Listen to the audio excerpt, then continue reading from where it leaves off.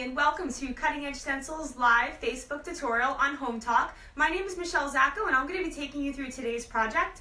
For today's project, we're going to be doing wooden nesting tables, and we're going to give them a fresh new look. They're beat up old tables. We're going to give them a fresh new look using a mandala stencil. So we're going to use this beautiful passion mandala, which you can get on cuttingedgestencils.com. Right now it's on sale for 20% off. Use the code TREND20 at checkout.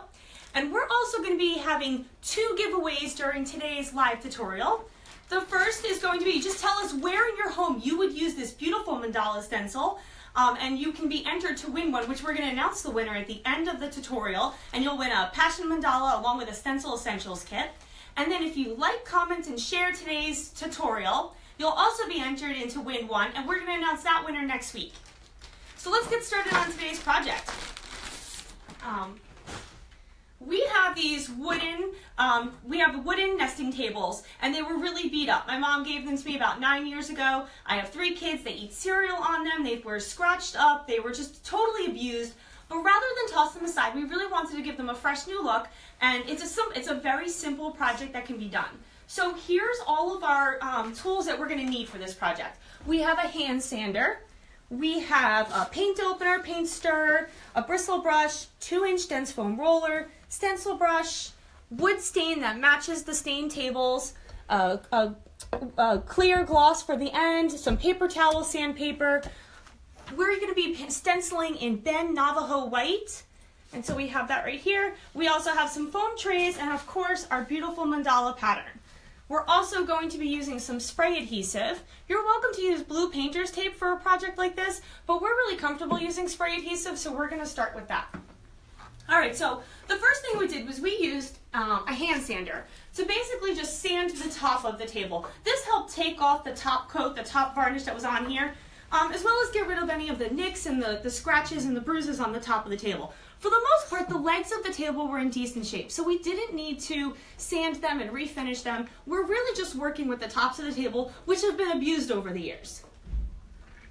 Once the tables were sanded down, we then can move on to the stenciling portion. Okay, so we're going to actually trek right outside, because when you use spray adhesive, you want to use it in a well-ventilated area. So we like to use it outside, just spray it on, and then we can come right back in. And the weather is gorgeous here in Ramsey, New Jersey today. So we are curious how the weather is by you, because this type of weather is perfect for furniture projects. Okay, so we are going to be spraying the mandala. We're just going to make sure that we spray the back side of the mandala. And so we place it down onto some paper, and then we're going to add a light spray of the spray adhesive. Now this is called Spray It, Stick, and Stick Again. We like this. It works well for our projects. And so we're just going to give it a light spray.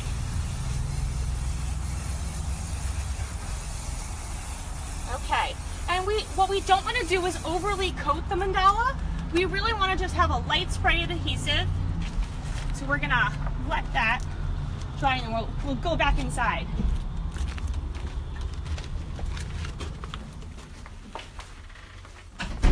Now for spray adhesive, you really don't want it to be overly wet.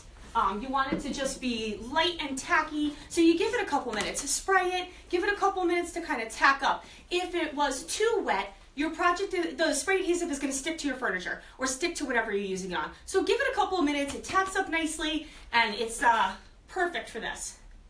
Okay, so now we're going to position the mandala on top of the wood table. We're going to neatly position it right in the center. And this is the 18-inch passion mandala, which again you can get on our website at cuttingedgestencils.com. We push it down so that it's in place, and it is perfectly in the center. We are good to go. Okay, we are going to be using Ben Navajo white, and we're going to be using a 2-inch dense foam roller and some paper towel. And we're going to lightly coat the roller, and then we're going to off-roll. The key to stenciling is never to have too much paint on your roller. You don't want to have it digging underneath the stencil, so you want to just make sure that it's been lightly coated and that you apply very light layers and build up your coverage. Like I was saying, you know, this sort of spring weather is perfect for furniture projects, because you can really take your projects outside, you can sand them, you can paint them.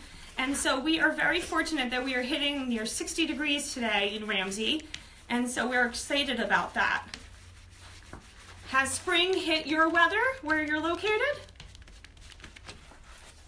And we're just gonna off roll it, and then we keep rolling it, and you just keep building up your coverage.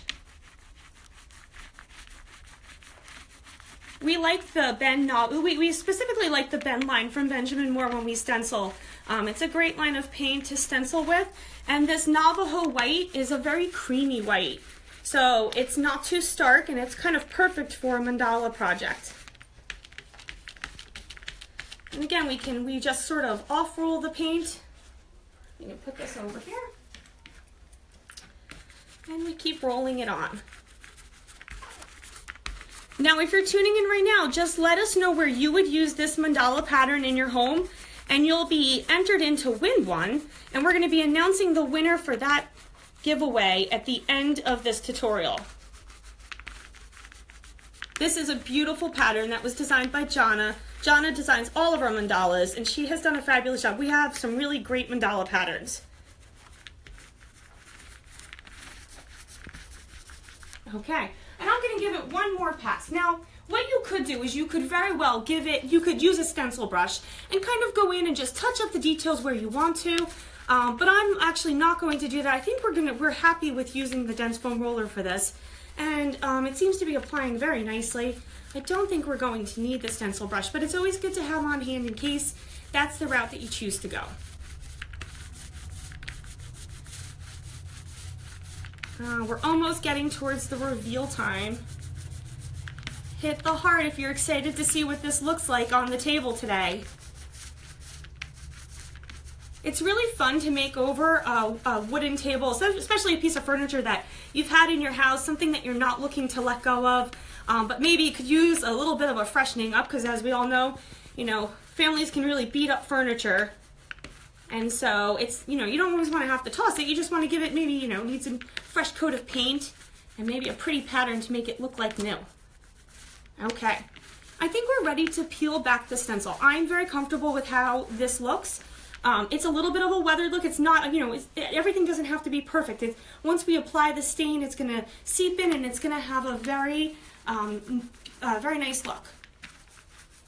Okay. So we are going to lift back our stencil, and we are going to reveal the mandala pattern. Are you guys all ready to see this? And that is gorgeous. That is absolutely gorgeous. I love how that looks on the wood table. And it's only going to be further enhanced as we add the stain. Okay, so we are going to be moving on to the next portion. Now, you would want to give this, let's say, give it an hour, give it 2 hours to dry before you move on to the next portion of the project. You don't want to rush into it because you don't want to smear your paint that you just stenciled. So we're just going to give this a little bit of time to kind of set in, and we're going to move on to the staining portion. We have gone ahead and painted one of the nesting tables with the pattern on the side. So what we did was the middle table, like you just saw, has the whole stencil, and then we kind of position this one off to the side. And I think it gives it a very unique look, and when all the 3 tables, the nesting tables, come together, they're going to work well together. All right, so now for the next thing, we're going to be using stain. We're going to be using a varathane stain. The type is Carrington, and the reason that we chose this was because it matched the legs. These tables were very beat up on top, but the legs were in really good condition, so we didn't want to have to redo them. We just want to redo the tops of the tables, and so we were trying to closely match the color. We're going to be using a roll of paper towel, and we're also going to be using a foam brush. So I'm going to let you in on a little secret when we're staining. What we're going to do is we're going to dip this in, we're going to apply it. Now a small table like this, you could probably apply it to the entire table. Then we're going to wipe it off using the paper towels.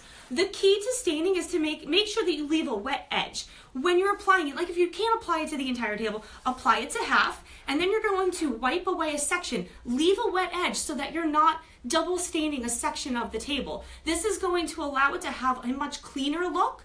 And then the secret is the paper towel. So we're wiping with the paper towel rather than using multiple pieces of paper towel and scraping your fingers across the table.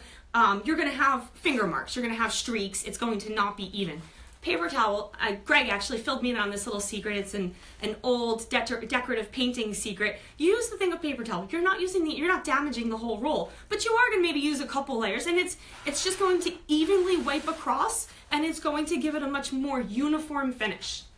All right, so next we're going to go into staining it. Now I'm actually going to stain this in sections so that you can see how we leave the wet edge and then how we wipe it.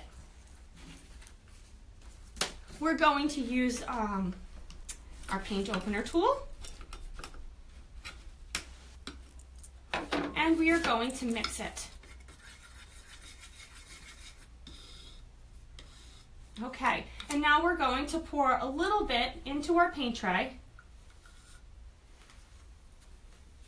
And we're going to use the foam brush just to kind of clear the edge. It'll make it easier. It keeps it neat. And then two, it kind of clears the edge so that when we go to put the lid back on, we're not fumbling and can't get it to stick there later. Okay, so now we're going to take our foam brush, we're going to dip it into the stain, and we're going to brush it on. This is probably one of my most favorite parts of the project because I love when the mandala peeks through the stain. So, we get nice clean, go with the grain of the wood. You're not brushing against the grain. You're going to make sure that you go with the grain of the wood. And now you're going to take your paper towels and you're going to wipe along. Now I could technically have painted this entire table very easily, but I just want to show you how you keep that wet edge before you, so if you were doing a larger project, you would know. You want to keep that wet edge right there on the end so that when you go back and you keep putting in the rest of your stain, it makes it a more evenly stained table. Okay, and so we are just going to apply the last part of this, and then we're going to do the same thing. We're going to wipe it away. Do you guys have any furniture projects lined up in the near future? We'd love to hear what they are. Okay, now we're going to use the paper towel again. We're just going to wipe it away. Do you see what a clean finish that gives it? And I'm just going to touch up right there. And look how beautiful, the mandala really shines through. And it's a very pretty look. It really enhances the table. Where the table was a really cute table before, I think it's an absolutely beautiful table. Now what I'm gonna end up doing is there's a little bit of stain left over here. The lip of the table, all I would do is go around and I can gently brush. I'm not wasting the paper towels, I'm not wasting the extra stain, and I just go around the edge of the table and I make sure that I have now gotten all the edges. And because of the size of the table, it works out really well. What you can also do is, if you had a little nick on the leg that you needed to fix up, use the leftover stain that's on your paper towel to kind of rub it against the nick on there. Okay. All right, and then that rubs up the staining portion of staining the table. Did you guys get a good look at how beautiful this table looks? Take a look at that. Hit the heart if you like how this is looking. Okay, so now the last portion of this would be to apply a clear coat. We love to use a water-based polyurethane. Varathane makes a great one. Now you can do a satin, you can do a semi-gloss. Either one is going to work for a project like this. You want to basically put this on. Not only is it going to protect your design from all those little cereal-eating monsters that love to use your tables, but it's also going to make it last a lot longer. So you're going to get many more years out of your tables. What you would do is you would just dip your foam brush in and you're going to lightly apply the gloss. I would probably give it 2 coats to kind of make sure that you have adequately sealed your design. And we're going to give the stain some time to dry because we don't want to rush this project along. You really want to make sure that the stain has set in rather than rushed it and we apply the clear coat and we're not ready for that. So we are going to just put that on the side. And we're going to show you what the finished table looks like. So we're going to move this off to the side and give that some time to dry. But I think, unless there's a question about how you would apply the polyurethane, I think we pretty much have covered all of that. All right, and now we're going to show you what our finished table ends up looking like. Here is our beautiful mandala stencil table. This table, we applied 2 coats of the polyurethane onto it, and it is all set. What do you guys think? Do you like it? I'm in love with how this table has turned out. I think it's absolutely gorgeous. Now again, we use the Passion Mandala from cuttingedgestencils.com. It's currently on sale, so you can find that on our website. Make sure you use the code TREND20 at checkout to get 20% off that stencil. We are also running a stencil giveaway. And so if you commented during this video, you entered in for a chance to win one. Do we have a winner yet? Oh, we do have her name is Catalina G, and she'll be stenciling her floors. Catalina G, congratulations! You are the winner of the Passion Mandala 18-inch, along with the Stencil Essentials kit. We cannot wait to see your floor project. That sounds like it's going to be a great project. But for those of you that did not win, just all you have to do is like, comment, and share this tutorial. And next week we're going to be announcing one more winner. They'll get to choose a Passion Mandala of their choice, the size of their choice, as well as win the Stencil Essentials kit. And we just want to thank you so much for tuning in to the Cutting Edge Stencils video today. Thank you.